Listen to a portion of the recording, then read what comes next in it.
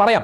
അതിനു മുമ്പ് മഹാനായ ഹസൻ റളിയല്ലാഹു തആല അൻഹു റിപ്പോർട്ട് ചെയ്യുന്ന ഒരു ഹദീസിൽ കാണാം, നബി സല്ലല്ലാഹു അലൈഹി വസല്ലം തങ്ങളോട് ചോദിക്കപ്പെട്ടു, നബിയേ, ഈ അവ്വാബി നിസ്കാരം എന്താണ്, അതിനെപ്പറ്റി ഒന്ന് വിശദീകരിച്ചു തരുമോ?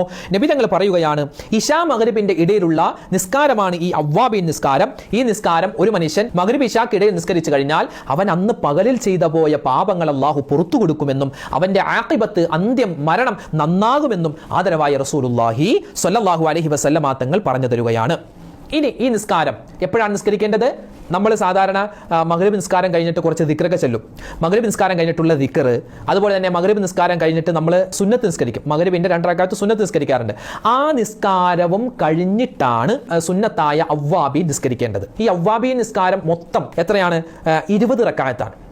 20 റക്അത്താണ് ഏറ്റവും കൂടിയത്. 20 റക്അത്ത് നിസ്കരിക്കണമെന്നൊന്നും നിർബന്ധമില്ല. വേണമെങ്കിൽ കഴിയുന്നവർക്ക് നിസ്കരിക്കാം. അല്ലെങ്കിൽ ഏറ്റവും കുറഞ്ഞത് 2 റക്അത്താണ്. ഏറ്റവും കുറഞ്ഞത് 2 റക്അത്താണ്. ഒരു മീഡിയത്തിൽ നിൽക്കുന്നത് 6 റക്അത്താണ്.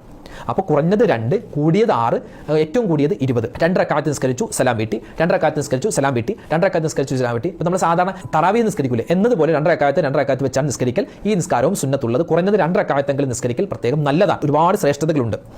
അപ്പോൾ ഈ 2 റക്അത്ത് വീതം നിസ്കരിക്കുമ്പോൾ ഓരോ 2 റക്അത്തിന്റെയും ഇടയിൽ നമ്മൾ നിയ്യത്ത് വെക്കണം. എന്താണ്? സുന്നത്തായ അവ്വാബി നിസ്കാരം 2 റക്അത്ത് ഖിബിലക്ക് മുന്നിട്ട് അല്ലാഹു തആലക്ക് വേണ്ടി ഞാൻ നിസ്കരിക്കുന്നു എന്ന് മലയാളത്തിൽ നിയ്യത്ത് വെച്ചാലും മതിയാകുന്നതാണ്.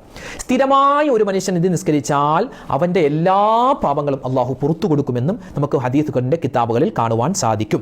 അപ്പോൾ അവ്വാബി നിസ്കാരം എപ്പോഴാണ് നിസ്കരിക്കേണ്ടതെന്ന് പറഞ്ഞു, അതിന്റെ നിയ്യത്ത് പറഞ്ഞു, പിന്നെ അതിന്റെ റക്അത്തുകളുടെ എണ്ണം പറഞ്ഞു. ഇനി ഒരു മനുഷ്യൻ ഈ അവ്വാബി നിസ്കാരം നിസ്കരിക്കുമ്പോൾ അതിൽ ആദ്യത്തെ റക്അത്തിൽ സൂറത്തുൽ ഫാത്തിഹ ഓതുക. ആദ്യത്തെ റക്അത്തിൽ സൂറത്തുൽ ഫാത്തിഹ ഓതി കഴിഞ്ഞ് പിന്നെ 6 പ്രാവശ്യം സൂറത്തുൽ ഇഖ്ലാസ് ഓതി, 1 പ്രാവശ്യം സൂറത്തുൽ ഫലക്കും, 1 പ്രാവശ്യം സൂറത്തുൽ നാസും ഇത് ഓതി അവൻ നിസ്കരിക്കുകയാണെങ്കിൽ അവന്റെ വരാൻ പോകുന്ന പാപങ്ങളും അല്ലാഹു പുറത്തു കൊടുക്കുമെന്ന് പോലും നമുക്ക് കിതാബുകളിൽ കാണാം. അവ്വാബി നിസ്കാരം ഏറ്റവും കുറഞ്ഞ 2 റക്അത്താണ്. ഈ 2 റക്അത്ത് നിസ്കരിക്കുമ്പോൾ സൂറത്തുൽ ഫാത്തിഹയ്ക്ക് ശേഷം ആദ്യത്തെ റക്അത്തിൽ കാഫിറൂൻ സൂറത്തുൽ കാഫിറൂനും, രണ്ടാമത്തെ റക്അത്തിൽ സൂറത്തുൽ ഇഖ്ലാസും ഓരോ പ്രാവശ്യം ഓതലാണ് ഏറ്റവും ലളിതമായ രൂപം. ഏറ്റവും ലളിതമായ രൂപം ഈ അവ്വാബി നിസ്കാരം 2 റക്അത്ത് നിസ്കരിക്കുക. 2 റക്അത്ത് അല്ലാഹു തആലക്ക് വേണ്ടി അവ്വാബി നിസ്കാരം ഞാൻ നിർവഹിക്കുന്നു എന്ന നിയ്യത്തോടു കൂടി നിസ്കരിക്കുക. കൈ കെട്ടിയതിനു ശേഷം വജ്ഹത്തു ഓതുക.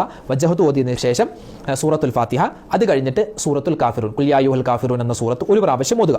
അത് കഴിഞ്ഞ് പിന്നെ സാധാരണ പോലെ റുകൂഉ സുജൂദൊക്കെ ചെയ്തിട്ട് 2ാമത്തെ റക്അത്തിലേക്ക് വന്ന് അഊദു ഓതി, ബിസ്മി ഓതി, ഫാത്തിഹ പൂർണ്ണമായിട്ട് ഓതി, 2ാമത്തെ റക്അത്തിൽ സൂറത്തായിട്ട് ഓതേണ്ടത് സൂറത്തുൽ ഇഖ്ലാസ്, ഖുൽ ഹുവല്ലാഹു അഹദ് സൂറത്താണ്.